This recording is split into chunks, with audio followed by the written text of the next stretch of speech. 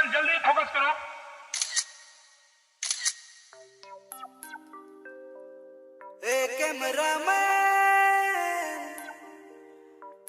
Cameraman madam सुनो ना, आज इंडिया के सबसे बड़े ग्राउंड के नया आप लुक आ चुके वाला हैं। एगो एक बार फोटो कैमरामैन खींचेंगे, 16 लाख दर्शक को हीरो दिखाओ। लगे खड़े वाला हुए एगो हैं, फोटो बहुत खींचेंगे। ही बेहतरीन तरीके से आनंद ले रहे हैं।